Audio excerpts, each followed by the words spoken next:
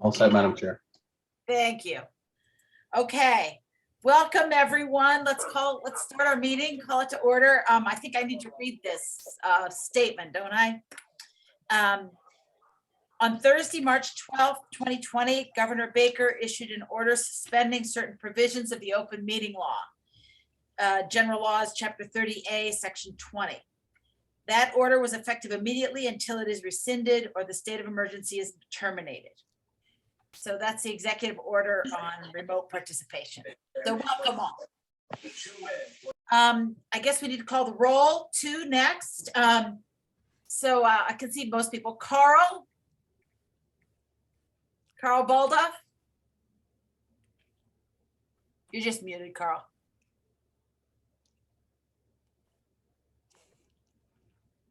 He's muted.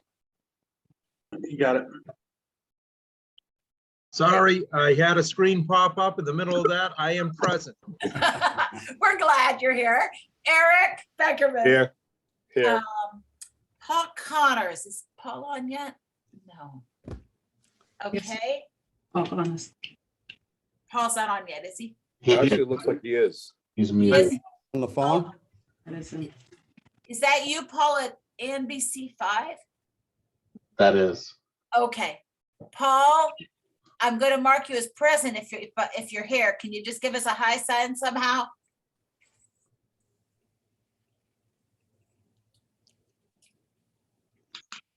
Oh, there he is. There he is. Thank you, That's a sir. good-looking guy. Hey, guys. All Sorry. right. No problem. And Joe Reardon Here. and Elizabeth Childs is here. Okay. Thank you, guys. All right. The minutes of the meeting of 10/28/21. I'm a motion for approval. Motion to approve. Okay. And a second? Second. Thanks, Eric. Okay. Is there any discussion? Any recommended changes or adjustments? Okay, all in favor. I think I have to do another roll call here. Okay. Carl, I will abstain. I was not present on the 28th.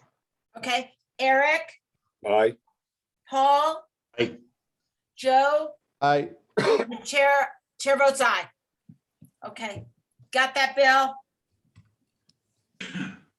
Okay, Yes. all right. Phil's taking the minutes tonight, Madam Chair. Oh, Phil's taking the minutes. Okay, sorry, Phil. Do you have them? Okay, good. All right. The next item on the agenda is the Abraham's Group Report status update. And is this gonna be John or is this you, John? Yes, Okay. So let's go to that one. All right. thank you, Chairwoman Childs. Good evening, members of the Finance Committee. I just wanted to briefly give you an update on the Abraham's Group report status. As many of you understand, the Abraham's Group has completed its work and has delivered its final product to the commissioners. I believe that was sometime in September when the final elements were received.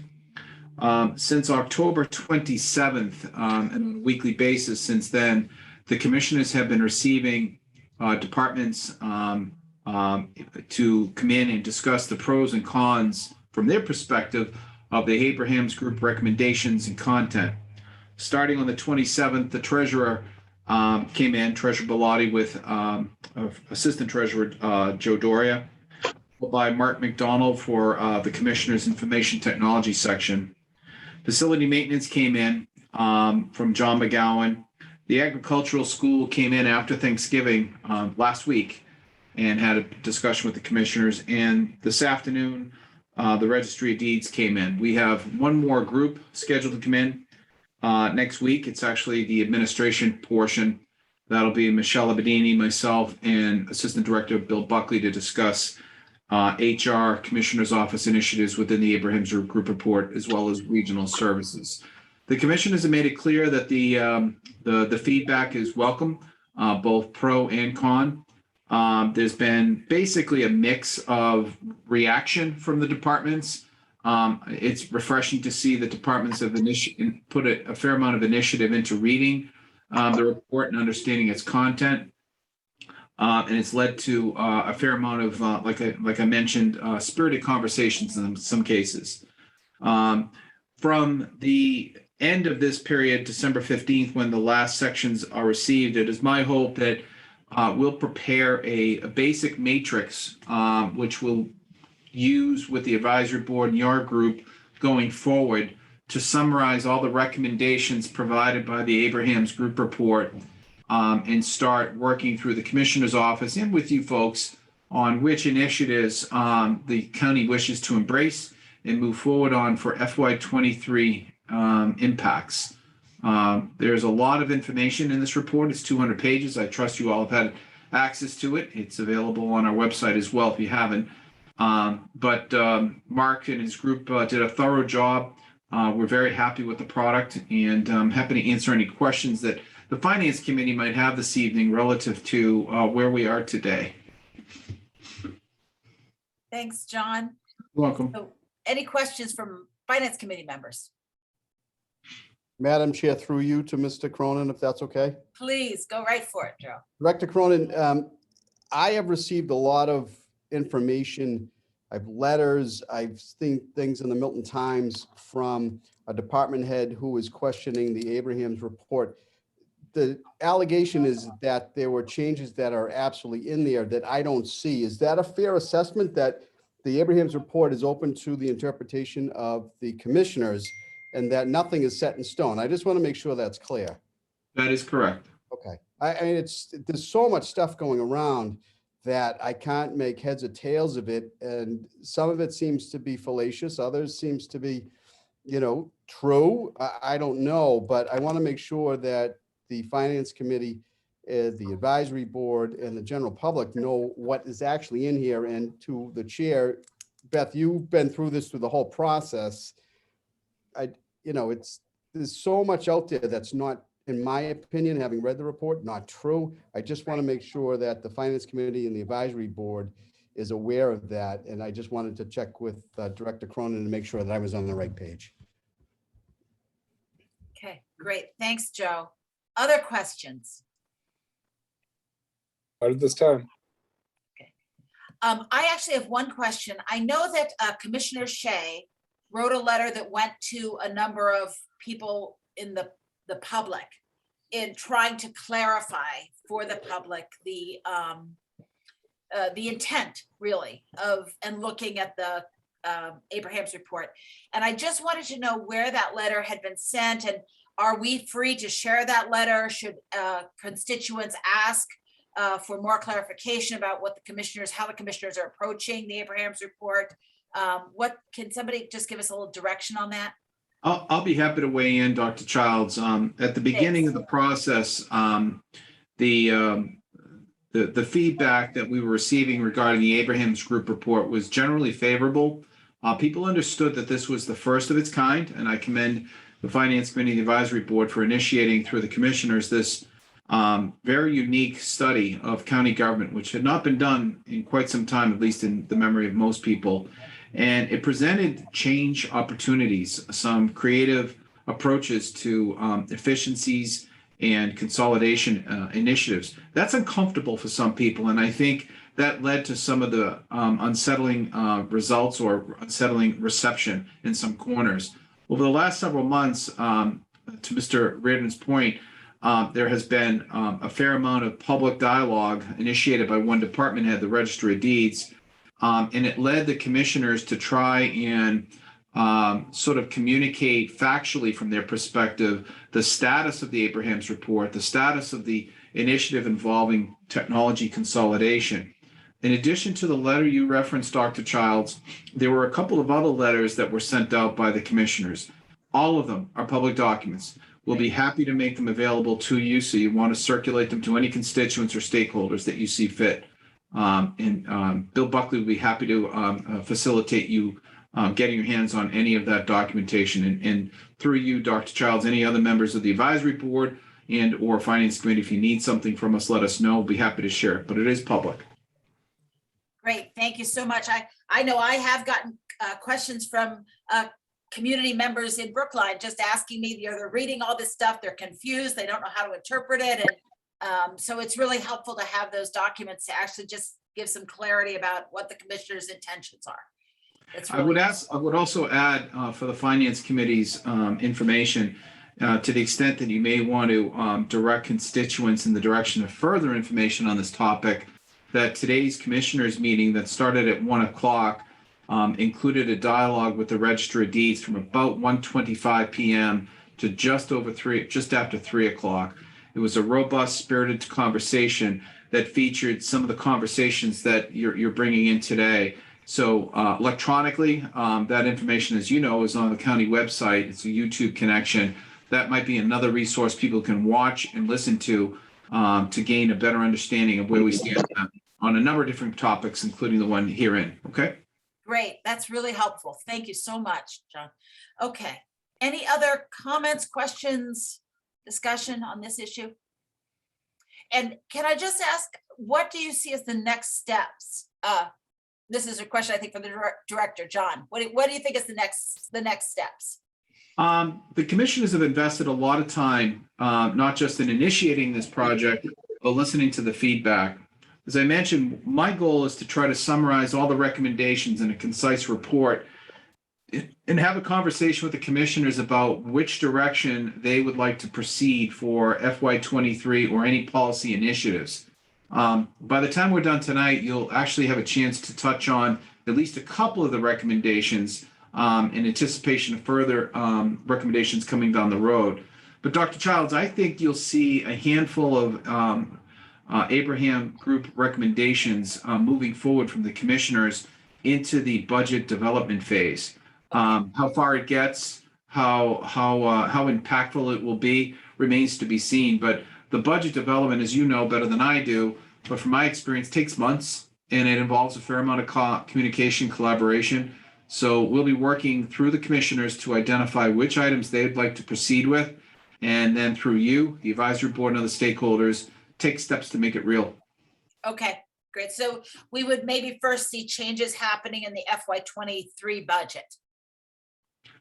Yes, and a couple actually before that. Mhm. Right, okay, great. Yep. All right, thank you. Okay. The next item on our agenda is the audit, the school bond status update. And I think we're back to you, Director Cronin. Thank you, Dr. Childs. So briefly, as you folks may know, the latest round of agricultural school project bond has been on deck for quite a while. I understand, I see Joe Dory on the call tonight. I spoke to him the other day. I believe the county has done two what is known as bands or bond anticipatory notes, short-term borrowings, to prepare the county to go out to borrow on this $1 million plus balance of a project. We have slated right now a sale of the bond for January. We're working with our advisors to achieve that timeline. Ultimately, a lot has to depend on the readiness of the county's audit. And as many of you probably know, the county's audit status is that we signed on with a new audit firm, Lynch and Marini, and they had begun auditing our FY20 financial status back in February. Then over the last several months, they have worked with obviously the material we've given them and discussed some of the content with department heads. In various conversations with them, we had an expectation that the product would be ready, I believe initially by the end of October. Other delays incurred. My latest conversations with them, unfortunately, have become a little bit more challenging as I'm trying to get a deliverable date out of them. Our bond authority, our bond rating company, not a bond rating company, a securities company, wishes to have the final audit in their hands by December 15th to proceed with the bond sale schedule. Our audit firm is informing us we may have a draft audit by that date, which is next week. So I'll be working closely with the audit firm to try to get the audit finalized without delay, but certainly within a time frame that our securities company can work with. In the event that we do not have, we are not successful either through timelines and or product, by January 6th, we may have to call off the bond sale and look for yet another short-term borrowing, which will cost approximately a little under $10,000. So we're trying to avoid that, and we're trying to stay on schedule, but we are beholden to the auditor's release date and final audit sign-off. And as soon as I know, we'll move without delay. Questions from the committee? No questions for me. Okay. I just had a question, if we have any recourse, if the auditors are not delivering as they promised. Question to answer. In my experience, auditors are fastidious. They are deadline-driven people. They understand their craft. It's driven by, a very clear-cut process. The delays involved in this involve, to some extent, a lack of participation by the county. I think the transition involving the role I now have did not help the timeframe. There was a period of time in the spring where the focus was obviously on the FY22 budget, and without executive leadership, a lot of the questions that the auditor was looking for to be answered weren't promptly responded to. They were looking for documents, policies, so forth, and a lot of that kind of lingered into the summer when we re-engaged. Nevertheless, knowing that sometime in September, I think towards the end of the summer, we engaged Lynch Marini to find out, where we stand today, when can we expect the audit results, and that's when we were given a preliminary delivery date at the end of October. So using that broad, answer at that time, that's when the Treasurer's Office and I coordinated with Hilltop Securities to put the bond borrowing into January. We thought that would give us enough time to collaborate with the schools about some long-term structural deficit discussions, which we've had, and also give the audit a chance to breathe and be delivered in final format. Here we are now in the first week in December. We still don't have it. I'm trying to hold back any kind of pressure to make them give me something, because ultimately it's their product to us and I don't want to rush it. But at the same time, they do know our deadline. I've made it clear to them, and we'll see if they deliver. Great. Is there anything we can do as a finance committee? Not yet. Okay. Not yet, but that time may come, Paul. I'll just keep an eye on it. Okay. Thank you. Yeah, the stress level's rising. Well, if there is, don't hesitate to call me. I have dealt with Lynch Marini before, so. Thank you. I will keep that in mind. Again, Paul, I don't want to suggest that this is all on them. This has been a process that, they're new to our process. They haven't been with us for several years, and I recognize that it's been a challenge for them, but the pressure is on, and they know we need this product to go to bond. And let's just hope everything pulls together. That's what I'm hoping for. But I will certainly keep that in mind. Thanks, Paul. Appreciate it. Thank you. Yep. Okay. All right.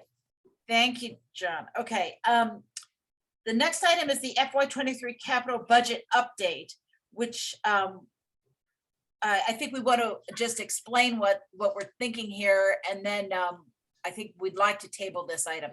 I think Director Cronin, I think you're on it again. Sure. Thank you, Dr. Charles. Sure. So folks, the Abraham's report had a number of recommendations, and earlier I mentioned that we're starting to adopt some of them already. One of them was in their financial procedures on the capital side for the director to prepare a capital plan for the county for the coming year, fiscal year. The timing, I believe the intent was to replicate what many of you know to be your individual community schedules, where a lot of communities deal with fall town meetings, special town meetings as capital time when you revisit non-operational processes. So I think they were trying to replicate that. So what we did is I adhered to the guideline. I delivered a draft 5-year capital plan to the commissioners on October 30th, I believe, give or take a day. It became informational, and I'll tell you why. We're still not even halfway through the FY22 capital budget. FY23 will be funded. We funded it with FY21 surplus funds, which is great. But what will I need as of July 1, 2022 for capital needs? It's a distant guess when you're almost a year away from that decision. I wanted to adhere to the intention of the guideline, so we did that. We drafted a plan, but there's a couple of things that might make this more murky, and I just wanted to explain that this evening. Number one, the time frame between August 30th and July 1st renders the possibility that some of your existing capital projects, in this case FY22, may not be completed in time. You may run into supply stream problems. You may run into vendor inflationary cost problems, which will push or delay some of those current year projects into your next year. We don't know yet what those projects might be, but we're still sitting on $1 million worth of spending in FY22 that has about 7 months to go, and anything can happen. So that 23 plan, it's kind of at 1,000 feet. It has to be subject to a little bit of flexible change, and I do expect that. Number two, you all have heard about ARPA. We'll talk about that in a minute. But one of the things that I'm concerned or cognizant of, frankly, is the availability of federal grants to improve capital facilities according to the purpose area of the grants. I want to use the amount of money that has been identified for county facility or county program use and optimize it with our capital plan. A lot of communities, if you haven't already started talking about it, you will. They're all strategizing, doing the exact same thing. I have a capital plan. I have ARPA. I have state earmark. I have federal infrastructure money. There's a lot of funding sources around, and everybody's trying to strategically and thoughtfully plan what's happening. So while I prepare this capital plan, it's in draft. I'm going to keep it that way, but I'll see you guys at the end of the roughly middle of fourth quarter, sometime in May, when I'll ask for you to act on this. In all likelihood, it'll change between now and then for the reasons I just mentioned. And I think that's natural. But it gives us the opportunity to plan and think strategically. All right. And by the way, Dr. Childs, I know you're tabling it. I'm perfectly happy and willing to go through the contents of what the draft calls for. If you want, I can list the projects and talk about them, or we can just wait until the spring, whatever your pleasure. I'll be happy to do either one. What would the committee like? Would you like to hear the projects that are on there or would you rather wait? Eric, what do you think? I think maybe right now is premature, because until we know what the items are and what the funding sources are going to be and have it in one nice package, I think right now we would really just be talking about stuff we all pretty much already know about for the most part. Yeah. That's just my 2 cents. Okay. Carl, Paul, Joe, anybody else feel differently John? about that? Dr. Childs, are they, or through you to John, are they the ones that are listed as the county commissioners, the Wallace and Recreation, the facility maintenance, technology? Is that the list you're referring to? I don't know if, do you have a copy of the draft plan, Paul? I believe I do. Can you show it? I'm not sure. I will say this, it starts out with the Norfolk school transfer of money. No, that's the supplemental we're going to talk That's about. supplemental, yeah. Oh, all right. All right, okay, sorry about that.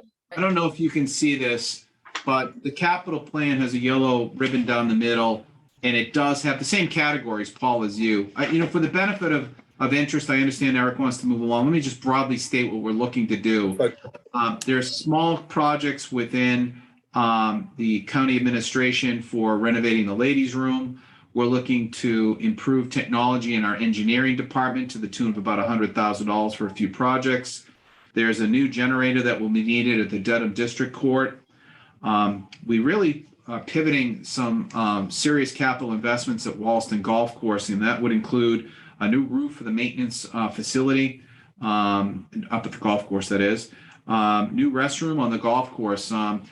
Joining us on the call this evening is Dana and Carl. They have always wanted a restroom located on the golf course. So we're planning ahead. We're thinking about it. We've targeted a number, and we're trying to bring the concept to reality for FY23.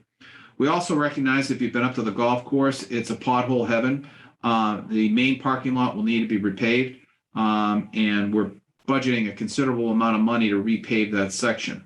Don't forget, you guys were generous in September and allocated $100,000 to improve the recreational playground area, which is, I believe, hasn't been touched in quite some time. We've met with a vendor who's excited with the $100,000 that the county has already appropriated, and they're telling us that for the space and the amount of money that's been appropriated, we can make a really big impact on the appearance and use of that space for children and families going forward. We'd also like, obviously, through this paving initiative next summer, to really pull the entrance of the Wollaston recreational facility up several notches in terms of appearance and use. We'd also be looking for some golf course improvements annually, about $80,000. That's miscellaneous capital pieces. Almost done here. The Norfolk Aggie, again, I'm trying to put capital funds in the facility spaces where we absolutely need them. The agricultural school has obviously a lot of facilities. A lot of them have aged. It's a very active campus. They need things like skid steerers, lifts, a desperate need for technology upgrades. They also need paving.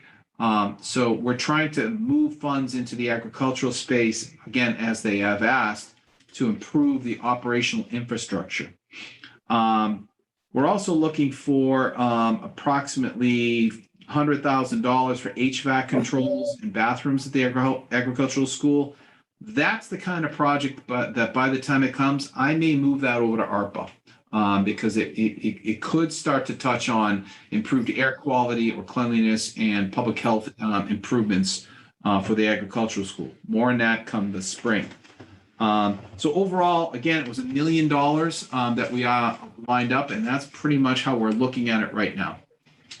Thank you, Dr. Charles. All right. Any other questions? Let's see, do we need to take a vote to table this? We don't have to take a vote, I don't think, but we can. Let's take a motion to table it. So So moved. moved. Okay, Second. a second from one of you guys? Second. All right, perfect. All right. All those in favor of tabling, I'll just call the roll. Carl, Aye. Eric, Aye. Paul, Aye. Joe, Aye. and the chair votes aye. Okay, thank you very much. So we will table it until you're ready to come back to us, Director Cronin. Thank you. All right, no problem. All right. Okay, now I think we're ready for the supplemental, the FY22 supplemental. I don't know, Bill, if you want to put that up on the screen or not, but maybe that's a good idea.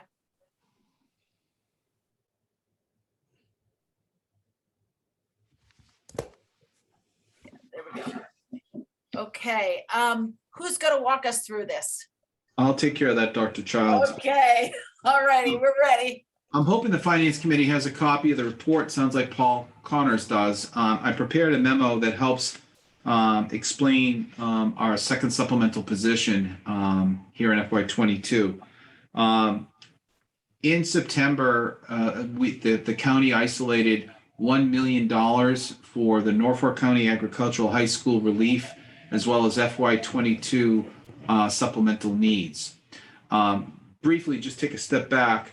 What we talked about initially, looking at that large 21 surplus, was using the funds to pay off that debt that I just mentioned we are going to bond. Hilltop Securities recommended we not do that. They recommended that you hold your cash. The rates were incredibly favorable. We're getting good points on it. And they did say, if you recognize the structural deficiency at the school, use this money as a stick to move them towards reckoning or reconciling that deficiency. So we did. You all agreed, and the advisory board as well, to move this money. We parked it, right? And it's in surplus right now, and it's available for the funds distribution that I'll discuss in just a minute. Back in November, the advisory board, the trustees of the agricultural school invited me down to discuss the condition of the school's structural deficiency. I prepared a relatively brief PowerPoint presentation, but with Hilltop Securities, we try to hammer home to them the need to really confront the deficiency between rising debt costs, which once this bond is approved and put out for sale, the agricultural school will be up against almost $1 million a year in debt payments for all of the bond funds and projects that they've approved to date. I don't want to speak for Joe Doria. I know he's on the call today, but he has told me that the treasurer's office is advising the schools that they are basically capped from any further bonding of projects at this point, because they have really reached a point where they are optimized, if you will, for debt payment schedule. Furthermore, through the conversation, what we really wanted the schools to do was to look at their revenue model.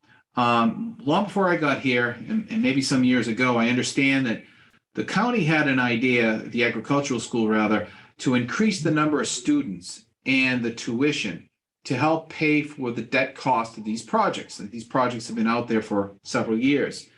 Well, they've achieved the growth of the student population up to 600 people now from, I believe it was 400. The tuition model has moved, but not demonstrably. So while they've seen some increase in revenue, it has not been enough to basically capture this $1 million a year in debt. And I fully recognize, I acknowledge that the tuition matter is a very hot topic when it comes to the schools. And certainly the trustees weighed in on it that night and said, I think Mike McFarland said he went down this road several years ago and talking with the communities about increasing in-district tuition is a very difficult conversation. Many communities feel that because they pay an assessment, they should not be given any increase in tuition. But that's also led to this disproportionate increase, in my opinion, of the out-of-district tuitions associated with students at the agricultural school. So they've created this paradigm where 50% of the students by number are paying a disproportionate number of tuition that helps fund the schools.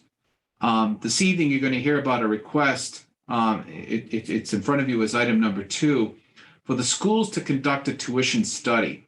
It was discussed at the trustees meeting. It was voted upon by the trustees to have an individual or a firm have a deeper dive of this tuition issue and more specifically examine through the State Department of Education and secondary education to help understand how and what direction the county can move to optimize in-district tuition and how it can balance the rates needed over the next several years for not just achieving solvency, but growth for the schools to move in the direction of the next several years. I'm sure I don't have to explain to you folks how tight that budget is. I saw it for myself in July when I heard some year-end closing numbers. They do need some kind of relief, and I believe personally it has to come in the form of tuition reform. And so with this request, the hope is that an individual group can come in, conduct the tuition study, and turn it around relatively quickly in a couple of months to the benefit of the trustees so that they can help identify the path forward for tuition rates, which will have to be set in February of 2022. So it's ambitious. I think it's worth exploring. I'm very grateful the trustees have taken this step. If it does not come to fruition that the tuition rate plan will be known in February, we still have sufficient reserves within this $1 million surplus to hopefully assist the schools in balancing their budget for FY23. I prefer to act sooner rather than later, but we'll see how things emerge in the next several months. Are there any questions on the Norfolk County Agricultural High School matter? John, through you, Madam Chairman, Of course. when you say that the school to balance, we have enough money to balance the budget for the school if needed, would that be the equivalent of taking money from the unexpended balances, similar to what's been going on for the last few years as far as deficits? But we all know the school's been in a deficit for a long time. So would it be equivalent to that? I'm not sure I'm completely comfortable answering yes, but it seems to me that if you're defining deficit spending, again, one of the problems I have with my career here at the county, Eric, is I'm still trying to learn your language compared to my state language. Deficit spending, those are bad words, so my red flags are going up all over the place. Right, But I think see, maybe, I'm sorry, John, I don't mean to interrupt. I think maybe I misspoke. Didn't mean deficit spending. We all know that there's been a structural deficit at the school. Maybe that's what I was talking about. right. And every year we seem to have to take a chunk of money to help out the school budget. And I understand that, but is that really kind of what we're talking about? We would need It to is. do. Okay, that's what I thought. Okay, sorry. Is, Eric, and I believe the structural deficiency plainly stated is rising debt costs Right, yeah, at a rate that exceeds the amount that the budget guideline can handle, creates that gap between affordability and burden. And over the last several years, what I can observe is that the school's debt has risen faster than their ability to absorb that cost. That Right. means they've spent down their own reserves, which they once had, and they've relied more heavily on the county to subsidize them. and that's the reason why the bond situation is so important. Correct. Okay, thank you, Madam Chairman. No problem. Other questions on the Aggie issue? Madam Chairman, I would, I hate to monopolize, I would Please. welcome any further comment or confirmation from Joe Doria. I know he's on the phone. He's a great partner and he's got much more institutional knowledge on this background than I do. So if Joe wants to add anything to what I've remarked or correct me, I would welcome that. Terrific. Joe, can you add anything to the conversation that would be helpful? Sure, sorry, I was trying to figure out how to unmute you on my phone. And yeah, so technically we haven't used money. We haven't used money from the county really to fund the school yet, because they have on paper finished with the balance. Even this past year, I think was around $300,000. So they had a small surplus this past year. It's just that it's getting smaller and smaller every year. They used to have like over $1 million a year, and now it's gone down. So, we foresee it like not be able, like the next, I wouldn't be surprised if this year they finish in the negative. Would it be the first year that they really need county money? Could you explain though why, how they can have both a structural deficit and show a slight surplus? Joe? Yeah, well, I think one of the things that probably saved them maybe is with COVID this last 2 years is that they didn't actually spend their full budget. They had some savings here and there. So, but overall, the budget can't keep going the way it's going though. Their salaries are going up every year. The tuition's not going up. So things, and then their debt cost keeps going up. Through you, Madam Chair, a Go ahead, Carl. couple of questions. How much of the county's debt obligation has been permanently borrowed? It would seem that earlier Mr. Cronin described that they were trying to get ready another permanent borrow. So how much of it's permanently borrowed? Oof. John, I can take that if you would like. Yeah, I was just going to guess the number, but you probably know it, Joe. Currently, the county has about 15 million borrowed. About, I want to say, I don't have the numbers in front of me. I'm going to say about 11 million currently is the school's portion. Yeah. And they're looking to go out to finish the project that we borrowed some in 2019. They're looking to borrow another, I think, around 3 million. Is there any opportunity, or have you already done this, to refinance any of your existing debt to save on the debt payments? Because we do have and have had favorable rates for quite a while, but maybe not necessarily when you started borrowing. Yeah, John and I talked to our Hilltop Security, our bonding agents, about that and the possibility, but the rates we currently have on them are pretty low. And the call dates on the current bonds are not for like another 7-8 years.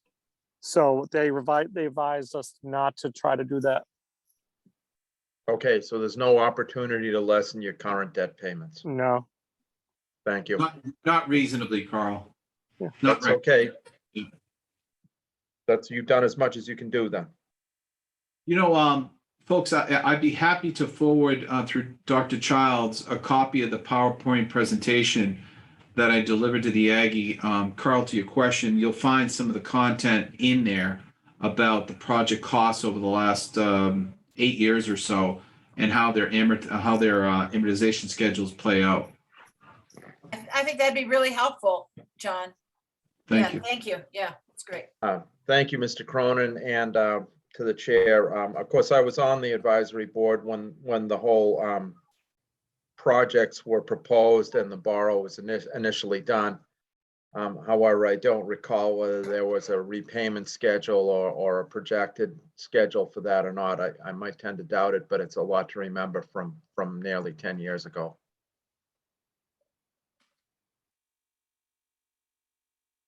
All right. Other questions about the Aggie? Thanks, Carl. Any other comments, questions? Dr. Childs, I should have mentioned this at the outset. This evening, the agricultural school posted a trustees meeting. The commissioners are there now, as well as representatives from the school. I did speak to Dr. Martin about participating in this evening's meeting. He's available by text if you want him to join. He's happy to leave the trustees meeting, come across the hall and answer any questions you might have. Also wanted to impart to the committee, Chairman Shea wished to be here, as well as the other commissioners, but they're dealing with a topical issue relative to tuition and enrollment that they wanted to vote upon or deal with tonight. So they're at the agricultural school. It's a dual meeting. Yeah. I don't think it's necessary to get Dr. Martin over here tonight. I did speak with him, and we'd like to have Dr. Martin, and it's John Wallace from the new chief financial officer there, come join us at some point, but we just aren't ready yet. So we just need to, they need to get on board and get going. So Okay. that's the key. Shall I proceed, Dr. Childs, then? I think so, unless, yes, go right ahead. The next item is the County Commissioner's Office. As many of you know, we had a Veteran Service Officer, Dale Kurtz, who was a full-time employee. Dale retired from service, but he's been brought back under a personnel service contract to provide the same service for the town of Avon on a part-time basis. We do receive income to offset his annual cost, but in order to pay him his rate through the end of the fiscal year, we need to move funds from his salary line down to the contract line, thus the need for that transfer dollars that you see under number 1. Number 2 shows a total transfer of $70,000 for the following items. We're looking to conduct a couple of professional services contracts in short order, I might add, before the end of the fiscal year. The first is a $15,000 to assist the Human Resources Director in the county with reviewing and updating the existing employee handbook, which many of you know was drafted in 1987. The work will include examining the existing collective bargaining agreements, other employee handbooks, including the agricultural high school, and other employee handbooks for relevant content to make recommended updates for the county commissioners for review and approval. This is a critical element that was called out by the Abrahams Group report. I'm not going to say it was unfinished business from their report because it was a little outside their scope.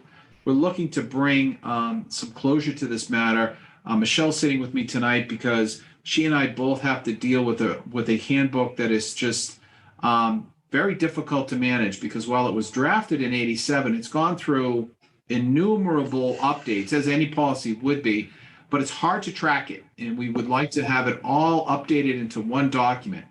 I understand one of my predecessors attempted to do this about 3 years ago, but it stopped for reasons involving internal policy conflict. And I think some of it came from the high school. We're looking to overcome those challenges and present an updated handbook to the county well within the next 6 months.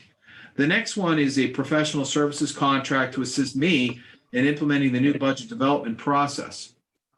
We're looking for $25,000 to fund an individual or a consultant to help the departments build their budgets for FY23 within the Tyler product. As many of you know, I understand in the years past, departments would build their budgets within Excel, send it in, and it would be some compilation of information at the county director's level to kind of make it work. And then the county director would drop that into the budgets and software. The county's moving towards a direct input into Tyler, and this individual will help assist me and the departments in navigating this new technology. It's a lot of work. That's why we need the help. Furthermore, as another component to the Abrahams Group report, many of you probably understand the financial procedures were recommended by the Abrahams Group report that broadly state how a system like ours should work. In my experience, you take that procedural policy and you distill it into what's called an internal control plan. And it helps departments understand who pays bills, who pays contracts, who handles payroll, who handles sick leave buyback issues. And you clearly identify these in this plan, the roles that professionals have to play, so that when auditors come in, they know exactly where to go to find out who is responsible for these actions. So this particular contract will call for the drafting of that plan.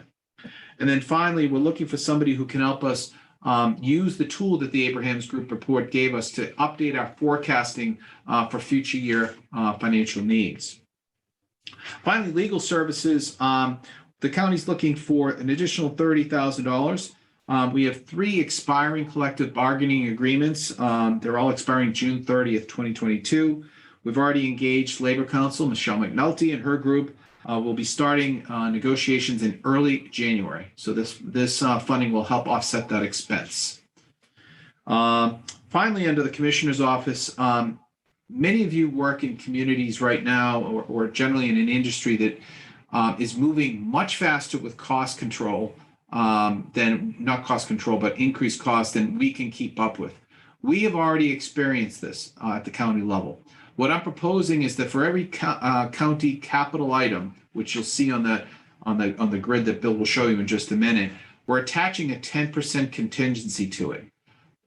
We have seen where we plan a project within 2 or 3 months, that costs go out of control. A lot of it's a supply stream. Some of it is now inflation. I think it's going to get worse, not better. So this contingency is simply a factor that'll help us draw down funds in the event we experience any of that and some of the projects that we're talking about related to capital today. Any questions on the County Commissioner's Office factors, items? Any questions for the director? Yeah. I just want to add, I think it's a really good idea to be aware of the capital contingency factor. That's pretty smart forward planning, I think. It makes me look smart, Dr. Charles, but in reality, we've had a couple of bites, and I mean sore ones, and one of them I'll talk about in just a minute, that just when you look at the bid results versus what you projected, it's like, did we do something wrong? We didn't. It's just the market, and it's just gone haywire. So if it's okay with you, I'll move into the Wollaston Recreational Facility. I think so. Yes. Okay, joining us on the call, I know Nancy Rockwell's here, which is great. She's our procurement officer, as well as Carl Miner and Dana Smith. They're from the golf course. You know them well. The supplemental features some of the items that they put forward, including $65,000 to complete the 15th hole stairway project. You folks were gracious back in September when you approved to the advisory board as well, just under $115,000 to do 3 stairways. Nancy put it out to bid. The numbers came back. We could only afford to do 2. The costs were just extraordinary. These are critically needed stairways to enable safe pedestrian access to and from the clubhouse and holes for golf play. So we're looking for $65,000 to correct the largest stairway project, which is, I believe, on the 15th tee. If you've been out on the golf course, you know it well. Some call it the Stairway to Heaven. It's a large concrete structure that needs to go. Moving down, we need $10,700 for new netting, $4,668 for cabling in the clubhouse, and $10,714 for updated tee time software. I believe that item was also recommended by the Abrahams Group as a way to improve the golfer's experience. If there are any questions, I do have some experts on the line that can help get the answers too if you need them, Doctor. Okay. I wonder if Dana would, or Carlton would like to say anything about that? Which Which project? About these items?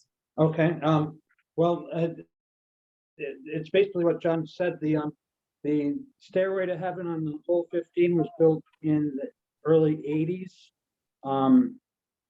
By CETA, a group that just went out and built stuff for people. And so the landings and the risers are not all the same. So it was told to us that by a lawyer that lives there that it's a lawsuit waiting to happen. So they need to be taken out, and we're going to do a walkway around the tee instead. The cabling in the clubhouse, it's just it's going to just clean it up a lot in the pro shop, and it'll connect to the offices down below. Let's see what else we got here. The golf netting. It was made aware to me in the spring that golf balls were going into the yards on Whitman Road and Riverside Avenue in Milton. So this is just to extend the existing netting another 50 feet to prevent that. It's pretty much just a quality of life thing for the neighbors. Is there anything else? That's great. Thank you. Yeah. Okay. Are there any questions from the committee?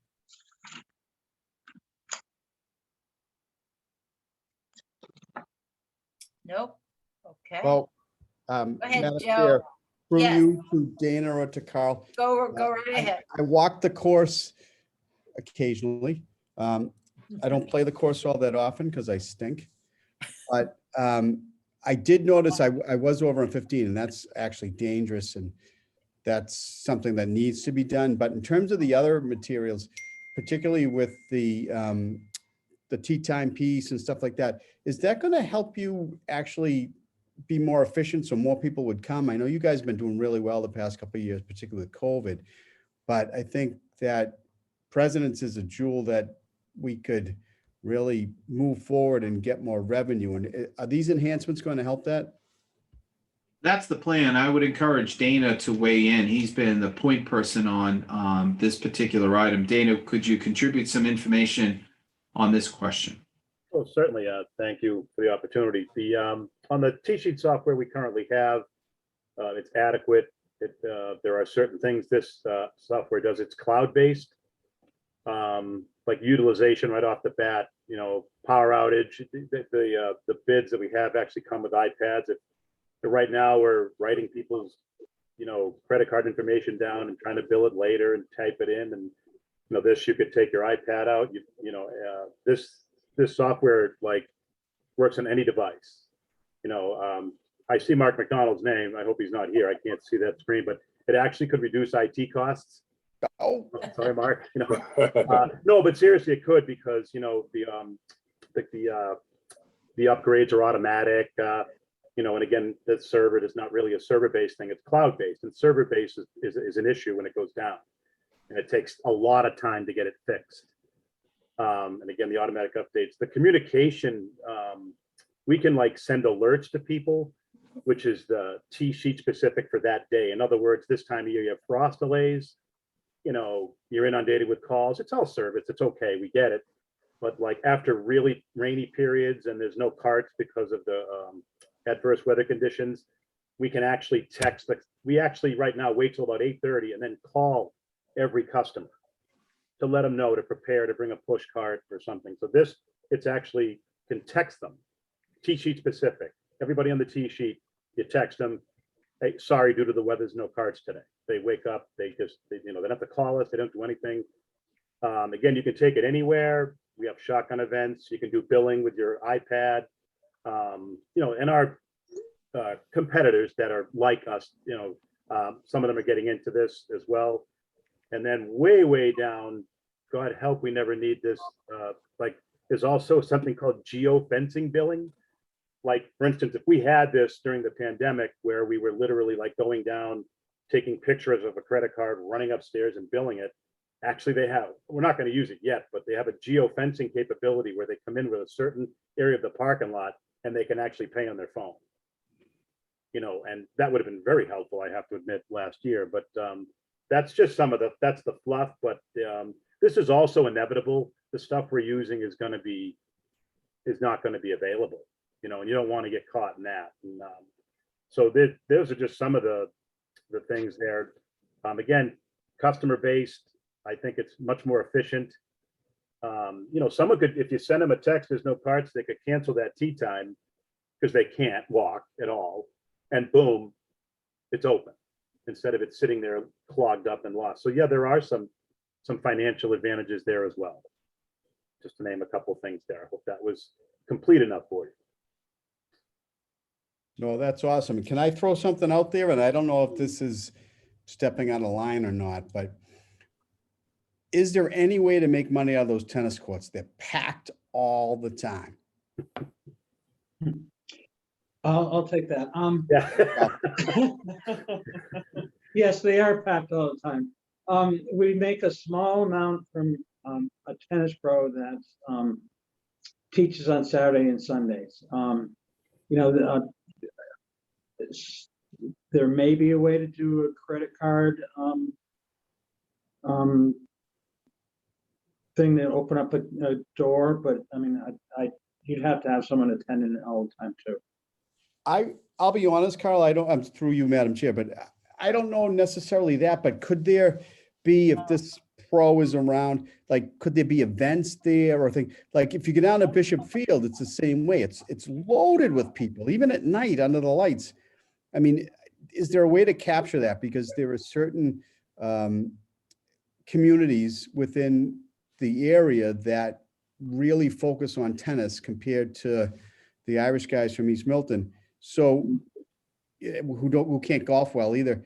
But like, is there a way to do that? Because I think there's a need to be able to work with those communities to offer something that's a little bit better and maybe club it up, if you will. I just think the President's has so much that could be offered if the investments are made, and that's a long-term thing, obviously. But, you know, the two of you in particular have done such great work to get there. Can we take it to the next level? And, you know, would there be a tennis champion at President's? Do you see where I'm going? Sure, I see where you're going.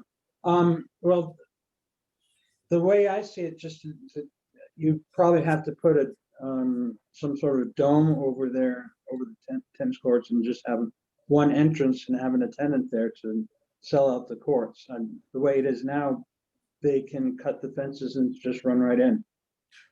But what about a tournament, Carl? Like, could the county host a tournament and have all these people come in and the money goes to the county and have like a club champion? Could you have memberships to it? I'm just thinking outside the box. And it's not a lot of money. I'm just thinking of the value of bringing people in. Mm-hmm. I can certainly look into it. Cool. I'm just thinking outside the box because I always like to say this. The majority of Presidents is in Milton, although the liquor license is in Quincy, which probably brings in more money. But nonetheless, Miltonians are appreciative of all you guys do. Great. Thank you very much. Thank you both. Even though Dana went to CM, I'll say thank you. Aren't you nice? Yeah. Wah, wah. All right. Anything else on Wollaston? All right. Okay.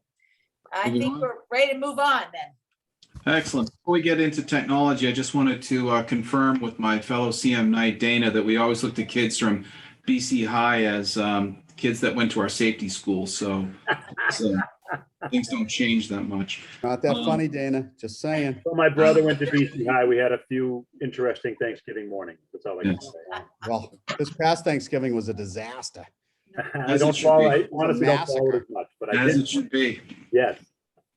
All right, technology. So there are a couple of items very quickly, number 1 and 2. These are cost recoveries. These are items that, again, we budgeted for against real quotes, but when the actual quotes invoices came in, the cost exceeded the projected budget just due to inflation. So $1,600 to complete the wiring here. We're looking at improving the telecommunications service and wireless service within 614 High Street. Number two, we're completing a security infrastructure here at High Street. We need $5,000 for that. And then finally, $10,000 for assisting in replacing and configuring 2 new Dell servers. Those are our technology items. Any questions on that? Okay, let's move on. Facilities. So number one is one of a couple of the transfers you'll see on the document. This one reflects the hiring of temporary status employees that we've hired since our meeting in September. We've hired 3 more custodians, so we're looking to move their salary from permanent down to temporary. We need $35,000 to rebuild a compressor at Quincy District Court. I don't want to spend a tremendous amount of time on Quincy District Court because I could, but you all should know that that court, as you may know, is in the crosshairs of the Commonwealth as a property that the Commonwealth wishes to purchase from the county. We are underway right now with a site assessment paid for and sponsored by DCAM, that's the Commonwealth's Asset Management Agency, and also to look at the long-term or short-term utilization of the court. I've been working with the trial court facility manager, and we've come to a conclusion that we need to avoid long-term expensive capital investments like windows, like roofs, or whole-scale replacements of large-scale rooftop units. These items cost hundreds of thousands of dollars. The building is beyond useful life at this point, but there are some areas that we need to pay attention to. Last summer, we struggled to keep the building cool during the summer months because one of the compressors had quit. Our vendor, who's working really expertly at pulling together some of these old pieces of equipment and finding parts to rebuild them, has offered us an opportunity to take another compressor. It's a backup unit. It's one of several, I believe, at that particular location, which will help us keep the cooling intact for next summer season. So we feel like this is an adequate investment in the property, but we are not looking at whole-scale replacements of large-scale pieces down there. It's just not cost efficient. The next one is an item that I was reluctant to put on the list, but I think out of abundance of caution, we should. We had a boiler that was inspected in June in the registry building. There are 2 boilers in that building. One of them was taken apart for service, and it was recognized that the baffles had shown substantial degradation. We're working with the firm to replace that boiler. We are exploring, obviously, options to get it replaced for free under warranty, but nevertheless, the new item will not be here until at least February. We initially were looking at temporary auxiliary heating to augment the other boiler, which is functioning and providing heat, but it's a big old building. And we don't want to find ourselves in a situation where if we encounter a tough winter, we're pressing that particular boiler to its limits. I asked the vendor to reassemble the hobbled one and give me some performance out of it. They did. I also want to make sure it was safe to do so. They said it was. But nevertheless, our facilities people feel that in the event that that boiler does not perform minimally, we might need auxiliary temporary outside heating from a firm that comes in with an outdoor trailer to provide heat. So this is a contingency. Hopefully we don't need it. It's a lot of money. If we don't, it goes back and reverts to the general fund. The last item are costs for replacing storefront doors.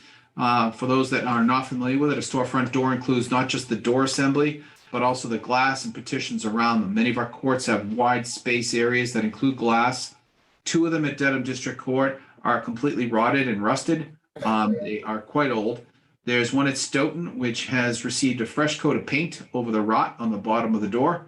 And there's one here at 614 High Street at the back of the Treasury's office. So we're looking for funds to replace those doors. Any questions on the facility items that we've requested funding for? Betty, any questions? None from me.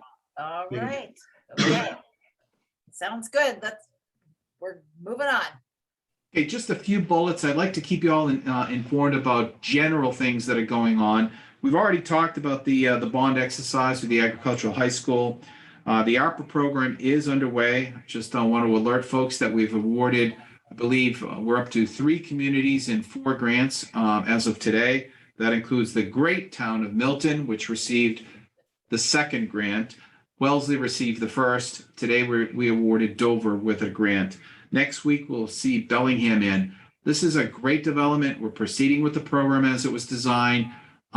We are way ahead of the other counties. The host county rather that helps sponsor this program, Plymouth, has not approved a grant yet. So they just got their first approval. So Norfolk County leading the way. We're in great shape going forward. And as I did mention, we did set aside approximately $685,000 for county projects. I'm going to hold and keep our powder dry on those until the communities within the program get the benefit of all our attention before we start looking at our own projects. So more on that later. We talked about the capital plan. I also want to mention the FY22 capital plan, minimal interest so far, not interest, action or spending. That's not unusual because a lot of bids are going out. I suspect by the next time I see you, we'll have some updates on the activity of the FY22 capital project list. I do hope by the end of this month to have the budget guidelines for FY23 sent out to the departments. That's a little earlier than I understand it was sent out last year. But again, we're trying to give the departments a little bit more time to get used to using Tyler and press them to understand the need to work with us to achieve, obviously, a smooth transition. But we do hope with your approval tonight for the help with that contractor to make it all work. And then finally, I mentioned Quincy District Court. This item is moving at state glacial speed. The site assessment was supposed to be done in a couple of months. That was a couple of months ago. We all wonder how much longer we will be in business in Quincy. We really don't know. We know that the state and the apparatus at the trial courts are anxious to move forward with their large regional justice center. But a lot of that is contingent upon some factors involving the relocation of staff assigned to the Quincy District Court now to another location. In some conversations that we've heard about, that's a challenge. You just don't simply find space within Quincy and or the surrounding area to really service a lockup and the judicial proceedings that you typically see. So they're going to have their challenges trying to exit out of Quincy and then negotiate with the county for the price involving the liquidation of the property. A lot more to come on that. That may leak into FY23 and perhaps beyond, but I'll keep you all informed as we proceed. As Bill Buckley pulls up the last page, Dr. Childs, I just wanted to show for the committee's benefit. I don't think it's colored. Sorry about that. You'll hopefully see some shaded boxes. On mine, they're blue. Those are the items that we've applied the 10% contingency to. And it just simply shows that with a $1 million surplus and these capital items before you, you will be spending approximately $374,450, leaving a balance of $625,550. Before we move on, I'd like to introduce an item, and before I ask for your committee's vote on this proposal, a slight wrinkle. Earlier today, I mentioned we spent about 90 minutes with the Register of Deeds. There was a fair amount of spirited conversation regarding technology services, technology expertise, and the status of core technology services for the Register and county operations. One of the items that Commissioner Stady brought forward is many of the folks in the room were not technology experts. They're lay people. They're trying to interpret this idea and whether or not it has merit. It is clear to everyone that the Register's technological infrastructure is substantial and it involves not just staff, but a considerable amount of invested equipment and software. Commissioner Stady offered that we may want to have a deeper dive on technology as a county. And I wanted to ask if the Finance Committee might be inclined to approve up to $50,000 for a technological study. The reason I'm asking this tonight is because this obviously came up this afternoon. The next opportunity or cycle we'll have to get the attention of the advisory board and your board will be in April. And indeed, if you all and the advisory board have an interest in pursuing a thoughtful technological consolidation, it's clear we may need more information from folks who have an unbiased view of what's in front of us. I believe 50,000 would be a reasonable item, or up to bookmark, but I didn't want to lose the opportunity tonight with you to add that to this list. It is not shown right now. So if your committee's interested, I can help you amend the recommended motion, but I wanted to at least take the opportunity to see what your take is on that, Chairman Childs. Great, thank you. Let's see what the committee members have to say about that. What does everybody think? Some comments, Carl? Not opposed to it. Okay, are you in favor of it? I'm not opposed to it. Okay, all right. What about Joe, Eric, Paul? What do you guys think about this idea? What was the position of the commissioners today when that was presented? I know Commissioner Stady is in favor. What about the other two commissioners? Commissioner Shea asked me to approach you this evening with the request. They could not take a vote on it because it was not part of their posted meeting, but I think it would be consistent, Paul, with the approach they're taking as trustees regarding the tuition study. One of the things I have to take a step back, and if I could editorialize, I know it's late, but I want to tell you, when I put together recommendations, I'm influenced by my own experience. Many people look at studies as wastes of money, that they are black holes or rabbit holes where consultants and paid individuals get paid to tell you something that you already know. I might have a little bit of that in me. I like to think many of us know what we need, but in this case, as it is with the tuition study, I do think an impartial, unbiased review would benefit the decision makers, because consolidation of technology is obviously something many communities and public organizations are doing. When I worked for the Commonwealth of Massachusetts, they went through an enormous consolidation of technology. They are not hiring people the way they used to. Everything has become more desktop-based, more ticket system-based, more streamlined. So honestly, Paul, I'm looking at this as just an opportunity to present the potential for a solution, a thoughtful solution that, given the right opportunity and the right hire, can work with the register, can work with the county commissioners to take a deeper dive on our current technological status and give some empirical, unbiased opinion on whether or not it's worth going forward with. So as much as I don't like spending money on studies, I do think this has a benefit. But again, I'm not an elected commissioner, and all I can tell you is Stady was for it, and Commissioner Shea asked me to bring it to your attention. Thank you. Thank you, appreciate that. You're welcome. All right. Joe, Eric, do you have any thoughts about this? Yeah, you're muted, Eric. Sorry about that. That's all right. No, I would agree with John. I'm also a person that I'm not a big fan of studies, because they tend to be black holes of cash, so to speak, sometimes. I guess my only question to this would be, part of the Abrahams report was a technology review. So this would be an expansion of that, correct?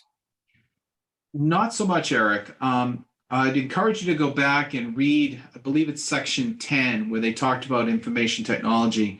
And they do announce, and they do admit, if you will, that they were not technology experts, and they do recommend a technology audit, especially one to examine not just the infrastructure, but the cybersecurity readiness of the county. So they touched on a lot of areas. Now, again, county governance is expansive. They touched on tuition. They touched on technology, but they didn't go into deep dives because they're just not qualified. Operationally, they revealed things to us to possibly take a closer look at. And I think this is one of them. Okay, thank you. You're welcome. Joe, any thoughts? No, I think this is all good, Madam Chair. I think that the director has done a good job. I think the focus is in the right direction. The challenges are there, but we're in a good place. I appreciate it. Yeah. I was just gonna say, Director Cronin, I kind of am where Carl is. I'm not opposed to it. I think obviously the devil is in the details when if we would add $50,000 to the second supplemental, amend the second supplemental with another 50,000. But I think the idea of a technology audit might be almost a more,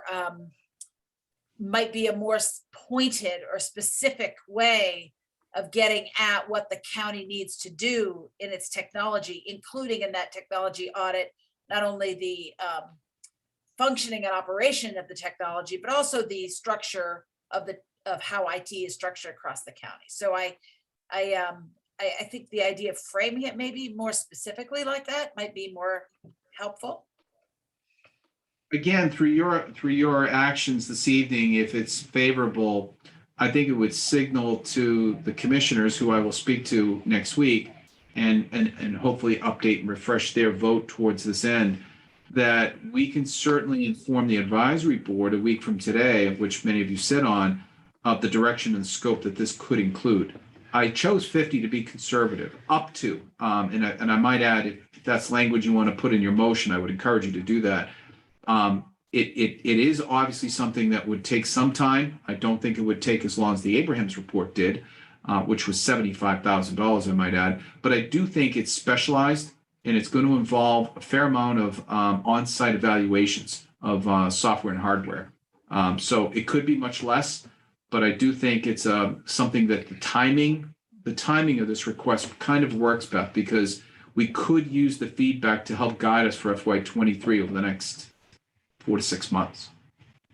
Yeah, I mean, I'd be, it sounds like I'm getting a general consensus that maybe we would be inclined to add this to the second supplemental up to 50,000, but I wonder if there's a way to put in there a caveat that it, I mean, when the commissioners do that, it's really important that it not be an open-ended kind of just look at technology. That's not really going to help us, but a more specific technology audit might be really helpful.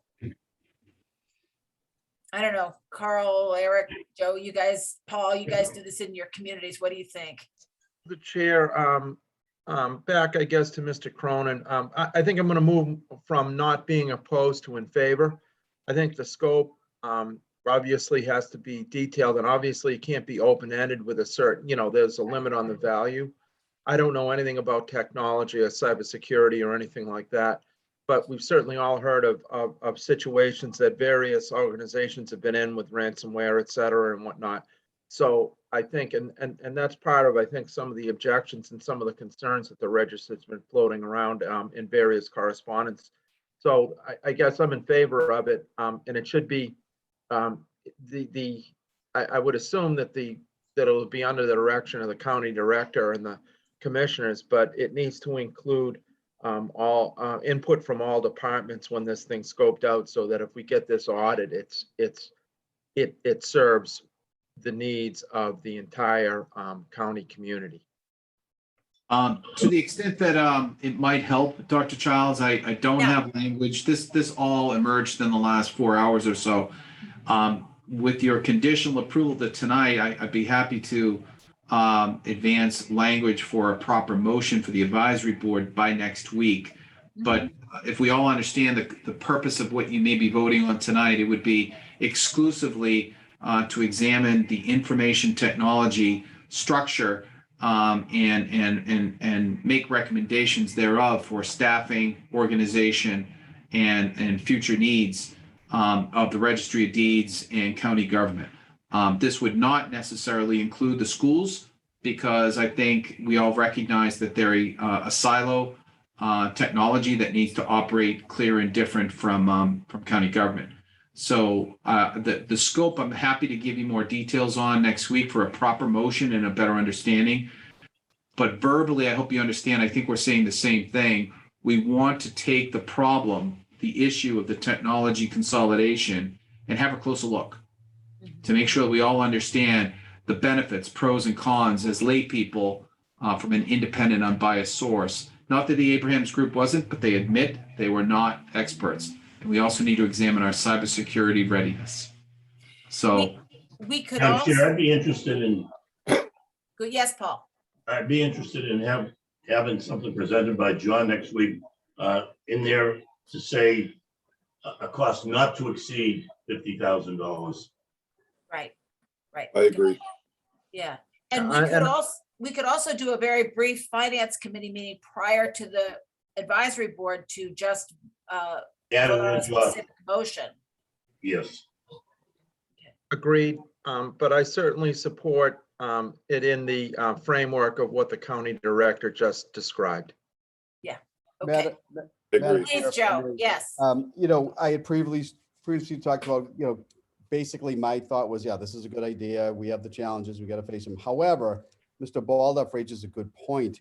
Part of the issues that I mentioned earlier with regard to misinformation that's out there could be changed by this. And frankly, from my perspective, no one has done more to jeopardize the security of the IT systems in the county than the department head would go out and say that we have an issue where it's not being defended.